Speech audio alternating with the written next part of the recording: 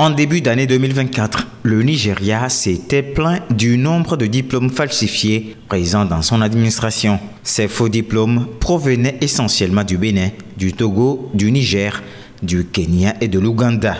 Selon le ministre de l'Éducation nigériane, les écoles supérieures du Bénin et du Togo avaient délivré plus de 22 000 diplômes aux Nigérians.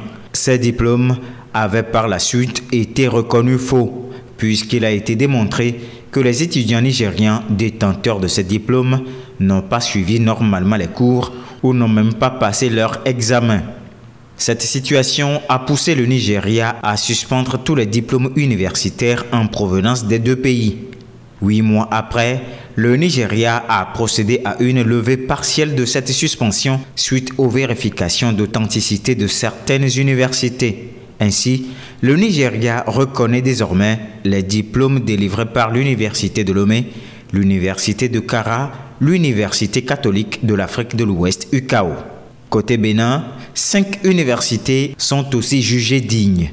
Il s'agit de l'Université d'Abomey-Calavi, l'Université de Parakou, l'Université nationale des sciences, technologies, ingénierie et mathématiques, l'Université africaine de développement coopératif et l'Université nationale d'agriculture. La suspension de l'évaluation des diplômes en provenance du Bénin et du Togo faisait suite à une enquête du média Daily Nigerian. L'enquête a révélé qu'un journaliste infiltré avait obtenu un diplôme sans suivre les cours et sans même passer d'examen en seulement quelques semaines. L'Agence nationale de la météorologie togolaise, ANAMET, a récemment annoncé des mois pluvieux de septembre à novembre 2024. Cette annonce fait déjà réfléchir la mairie du Golfe 4, puisque cette commune fait partie de celles qui enregistrent le plus grand nombre de sinistrés et de dégâts lors des saisons pluvieuses, entraînant des inondations. Le maire de la commune a saisi le chef de l'État pour lui demander d'enclencher les grands travaux d'assainissement. Selon les explications de la commune, les moyens dont elle dispose ne peuvent servir qu'à acheter des motopompes pour évacuer les zones inondées. Cette alternative n'est que provisoire pour soulager les populations ayant le pied dans l'eau. La mairie du Golfe 4 estime que la solution à long terme à ces inondations récurrentes, c'est la réalisation des grands travaux d'assainissement. Et quand on parle de grands travaux, il n'y a que l'État pour endosser les responsabilités. Ces grands travaux ne vont pas sauver seulement la commune du Golfe 4, mais aussi le Grand Lomé et ses zones périphériques. Ces dernières années, sous l'effet du changement climatique, le Grand Lomé est en proie aux inondations. Ceci pousse beaucoup d'acteurs de la vie sociopolitique du pays, ainsi que certains spécialistes, à demander un nouveau schéma directeur d'assainissement pour toutes les communes du Togo et plus particulièrement le Grand Lomé. L'aéroport international Gnassingbé-Eyadema a connu une hausse de 6% dans le premier trimestre de l'année en ce qui concerne le nombre de passagers accueillis. Selon le rapport, la Direction générale du budget et des finances, dans son document intitulé « Rapport d'exécution du budget de l'État à fin mars, exercice 2024 », l'aéroport international Gnassingbé-Eyadema a accueilli 325 709 passagers durant le premier trimestre de cette année 2024. Ces chiffres sont en réalité au-dessus de ceux de l'année précédente qui étaient de 305 515 passagers du dit aéroport pour la même période. Cette hausse de l'aéroport international Gnassingbé-Eyadema dans le trafic passager s'inscrit dans la vision du gouvernement qui est d'atteindre 1,5 million de passagers d'ici 2025 afin d'en faire une plateforme aéroportuaire de correspondance qui permettra aux autres compagnies aériennes d'y concentrer leurs avions.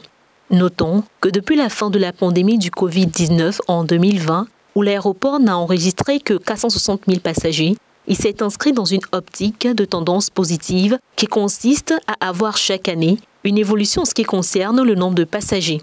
Il a enregistré un total de 1,4 million de passagers en 2023, selon des données de la présidence de la République.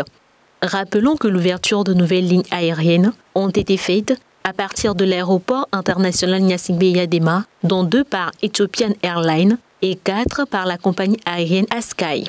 Ces chiffres, selon la tendance positive, doivent connaître des évolutions d'ici la fin de l'année.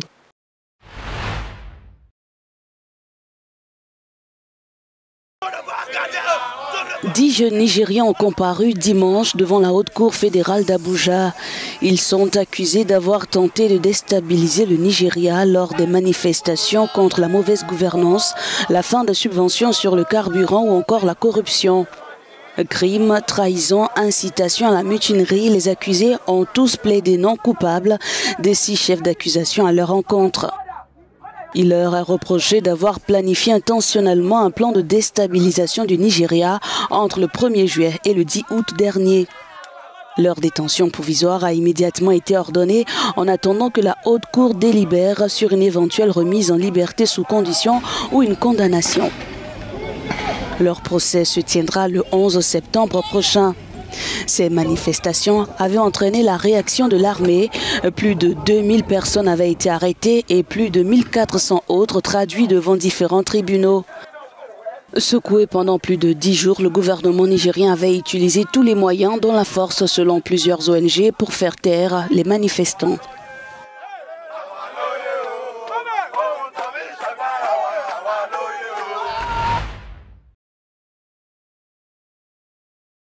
Brice est né ici, à Sosso-Moyen, mais il ne reconnaît plus son village. Les maisons s'y effondrent, rongées selon lui par le gaz échappé des torchères, des tuyaux élevés permettant de dégager et de brûler les gaz d'un gisement pétrolier situé près du village. La situation est telle que les toitures se retirent à main nue. Tout ça a débuté avec l'exploitation chinoise. C'est à ce moment-là que nous avons commencé à constater ce problème. Avant, les tôles avaient des durées de vie normales, même si elles s'usent avec le temps. Maintenant, ça s'use rapidement. Ça ne dure même pas 7 mois. Les tôles sont pourries, voyez vous-même. Celui qui habitait dans cette maison a été obligé de partir. Mi-avril, le gouvernement congolais a signé un accord avec la société chinoise Wingwa Oil pour exploiter le gisement pétrolier Banga Kayo dans le bassin du Bas-Congo. Grâce à ce partenariat, le pays vise les 500 000 barils par jour contre 300 000 en 2023. Mais à quel prix? Dans le village de Tsitsenzi, les habitants affirment que pour compenser les dégâts, la société leur a fait don de 500 tôles. Le chef de Wingwa est venu nous apporter des tôles, alors que c'est son gaz qui abîme les nôtres. Regardez ici, tout s'abîme. On ne peut même plus dormir. C'est des conditions de vie terribles. Le brut monte et nous retombe sur le corps. On n'a même pas de médicaments. Vous voyez sur cette bâche, le noir, c'est du brut.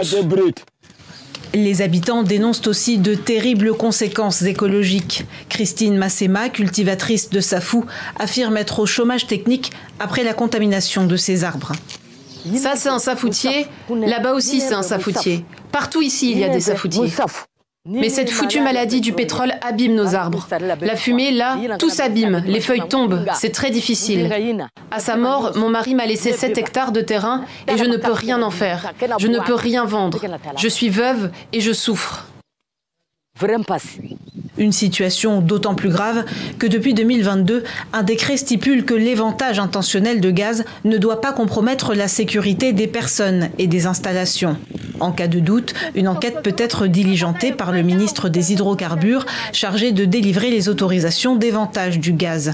Alerté, Brice Makosso, directeur exécutif de l'ONG Commission Justice et Paix, constate les dégâts par lui-même. Je crois que le gouvernement n'est pas à la hauteur de la situation. Je le dis franchement, ce que je viens de voir, je suis très écœuré. Déjà, il va falloir que notre gouvernement publie les différents rapports qu'il y a eu en ce qui concerne les pratiques de Wingwa et qu'on nous montre les rapports de conformité. Si le gouvernement a autorisé que Wingwa reprenne ses activités, c'est qu'on a conclu que Wingwa est en conformité. Il me semble que ce système n'est pas conforme. Il me semble que rien n'est conforme dans ce que l'entreprise est en train de faire ici. Contactés, ni la société chinoise Wingwa, ni le ministère des Hydrocarbures n'ont souhaité répondre à nos questions.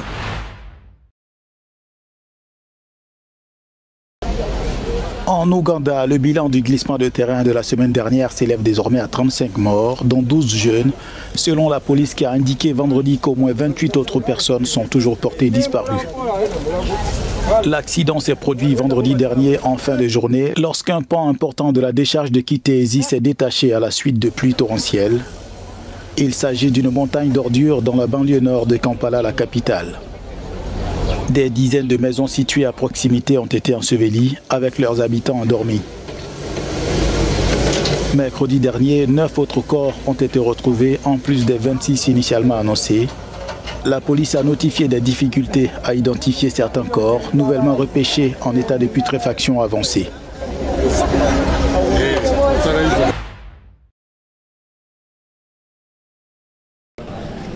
En Afrique du Sud, 232 bébés sont nés séropositifs au cours du premier semestre de cette année dans la région de Gauteng qui englobe Johannesburg et la capitale Pretoria. Malgré la disponibilité et la gratuité des soins pour éviter la transmission mère-enfant, la situation reste préoccupante. Il y a toute une série de facteurs qui jouent un rôle, qu'il s'agisse de la migration de la population ou des raisons économiques, ou d'une multitude de raisons. Mais il faut établir un plan, venir au centre, voir comment atténuer les facteurs pour ne pas interrompre les traitements à cause des résultats insuffisants.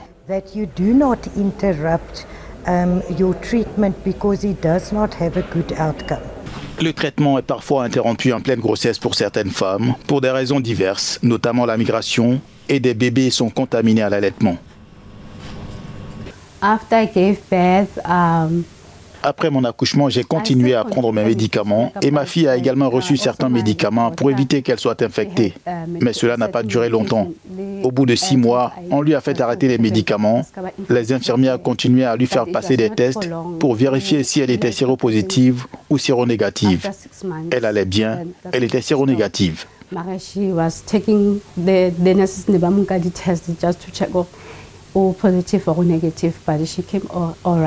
L'Afrique du Sud a l'un des taux de VIH les plus importants au monde. Environ 12,7% de sa population et près de 150 000 nouveaux cas par an, selon ONU-SIDA.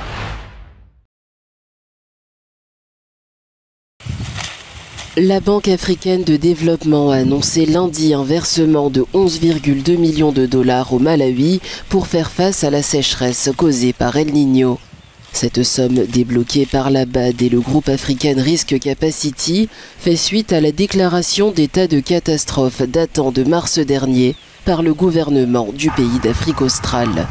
Les fonds permettront de fournir une assistance alimentaire à environ 235 000 foyers gravement affectés, ainsi qu'à verser des aides directes à plus de 100 000 ménages.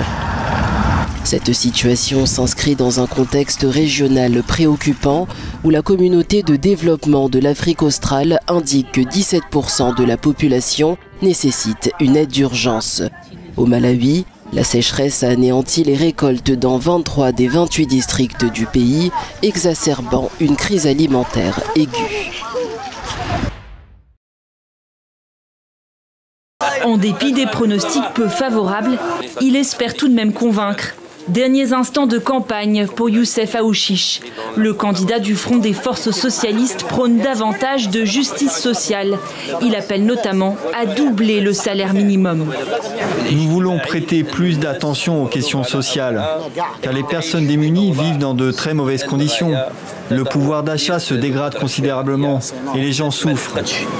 Autre candidat en lice, Abdelali Hassani Chérif, du camp islamiste. Dans son programme figure une soixantaine de propositions. Il promet entre autres d'éradiquer la bureaucratie et d'augmenter les revenus des enseignants. Afin d'établir la démocratie, le pluralisme, la libre concurrence et l'alternance du pouvoir, afin que ce qui conduit à l'unilatéralisme, au parti unique et à l'opinion unique ne continue pas. Cet événement, c'est une chance d'entendre ce candidat se présenter aux élections du 7 septembre et de voir quelles sont ses suggestions et son programme pour le pays. J'espère un changement, quelque chose de nouveau qui fasse du bien aux gens et qui améliore le pays.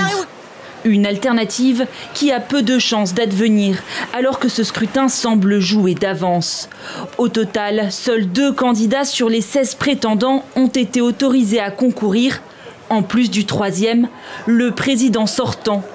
Salle comble et moyens conséquents du côté du chef de l'État, Abdelmajid Tebboune est convaincu de sa victoire. Il est important que chacun s'encourage mutuellement pour une forte mobilisation le 7 septembre afin de me renouveler votre confiance. La participation est le seul enjeu réel de cette élection, boycottée par la grande majorité des partis d'opposition. Lors de la présidentielle de 2019, celle-ci n'avait pas atteint les 40%.